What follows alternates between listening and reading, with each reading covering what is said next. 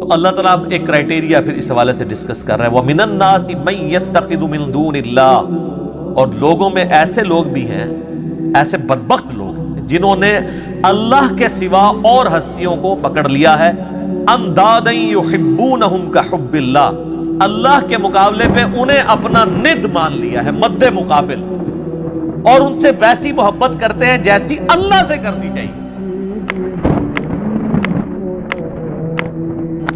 اللہ، یہ آیات پڑھی جاتی ہے نا تو لوگ سمجھتے ہیں شاید یہ مشرکین عرب کے بارے میں نازل ہوئی۔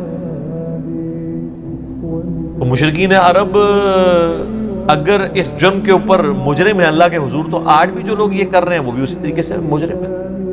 اور آپ کو آج مسلمانوں میں اکثریت ایسے لوگوں کی نظر آئے گی جو اگر آپ ان سے حلفیہ بیان لیں تو وہ کبھی یہ نہیں کہیں گے کہ ہم اللہ سے بڑھ کے کسی سے محبت کرتے ہیں، لیکن ان کا ایٹیٹیوڈ یہی ہے۔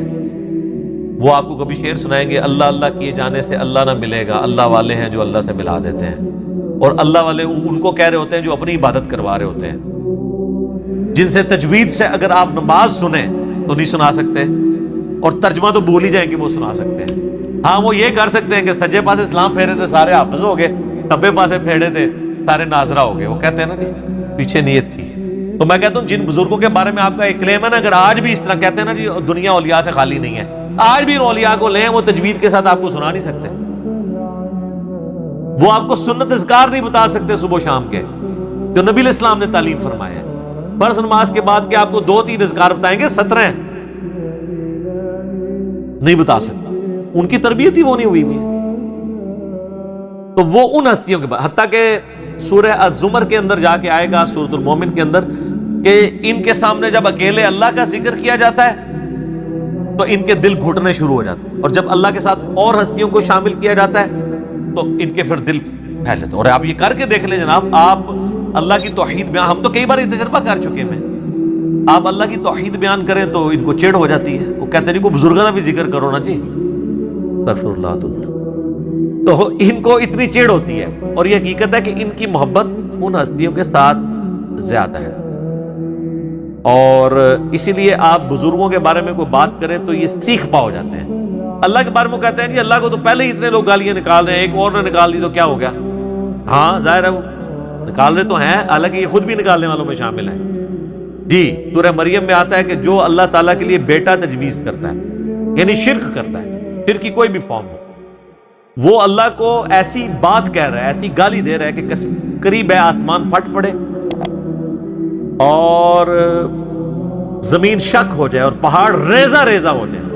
ان دعوا للرحمن ولدا، یہ رحمان کے لیے بیٹا تجویز کرتے ہیں۔ اگر زمین و آسمان اور پہاڑوں کے احساسات ہو نا اس طرح کے، تو یہ سارے ان پہ پھٹ پڑے، زمین ریزہ ریزہ ہو جائے، زمین یعنی پھٹ جائے اس خوف سے کہ یار میرے اوپر یہ لوگ اللہ کے ساتھ اور ہستیوں کو شریک ٹھہرائے ہوئے۔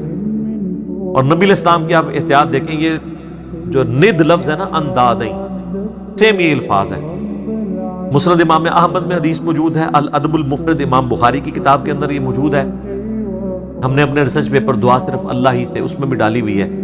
ایک صحابی نے نبی علیہ السلام کو آگے کہا، ما شاء اللہ و شئت یا رسول اللہ، اے اللہ کے رسول جو آپ چاہیں اور جو اللہ چاہے۔ تو آپ نے فرمایا اجعلتنی للہ ندا، یہ لفظ، کیا تو نے مجھے اللہ کے مد مقابل ٹھہرا لیا؟ اب وہ پاکستانی ہوتا نا تو کہتا نہیں یا رسول اللہ مد مقابل نہیں، میں نے آپ کو مستقل بذات نہیں مانا، غیر مستقل بذات، عطائی اور اللہ کے اذن سے مانتے ہوئے کہا ہے۔ لیکن اس ٹائم پہ یہ کہانیاں نہیں ہوتی تھی، صحابہ کرام تو بولے والے مسلمان تھے نا، یہ ساری شیطانیاں ان کو تو نہیں آتی تھی۔ تو آپ فرمایا قل بل ما شاء اللہ وحدہ، بلکہ کہہ جو اکیلا اللہ چاہے۔ ایک بریلوی عالم تھے تو میں نے ان کو یہ حدیث بیان کی نا، انہوں نے کہا جی آپ کو اس حدیث کا مطلب نہیں سمجھائے۔ وہ کہتے ہیں اصل میں نبی علیہ السلام نے پوچھا ہے کہ اے میرے پیارے صحابی، کہیں ایسا تو نہیں آپ مجھے خدا مانتے ہو؟ میں نے کہا تو آگے الفاظ تو کچھ اور بتا رہے ہیں۔ اس کے جواب میں تو صحابی کہتا نہیں یا رسول اللہ میں نے آپ کو خدا نہیں مانا، خدا کا بندہ مانتے بھی کہہ رہا ہوں یا رسول اللہ ما شاء اللہ و شئت۔ تو میں نے کہا آگے جو الفاظ ہیں قل بل ما شاء اللہ وحدہ، کیا اکیلا جو اللہ چاہے. اگر آپ کی بات ہوتی نا تو وہ صحابی کہتے کہ نہیں میں آپ کو اللہ کا بندہ مان کے کہہ رہا ہوں, تو حضور کہتے ٹھیک ہے کہتا رہے. آپ تو بالکل الٹ بات کہہ رہے ہیں, نہیں مجھے نہیں شامل کرنا ذات, تکوینی امور میں نہیں کرنا, تقدیر سے جو ریلیٹڈ ہے. اب باقی دین کے معاملے میں تو بخاری مسلم میں کہ یہ حدیث ہے, جب نبی علیہ السلام سے پوچھا گیا کسی معاملے کا صحابہ کرام نے, اور صحابہ کرام سے آپ نے کاؤنٹر کوسچن کیا, ان کو نہیں معلوم ہوتا تو کہتے تھے واللہ ورسولہ عالم, اللہ اور اس کا رسول بہتر جانتے ہیں. وہ بالکل ٹھیک ہے, دین اللہ اور اس کے رسول سے ہی سیکھنا ہے.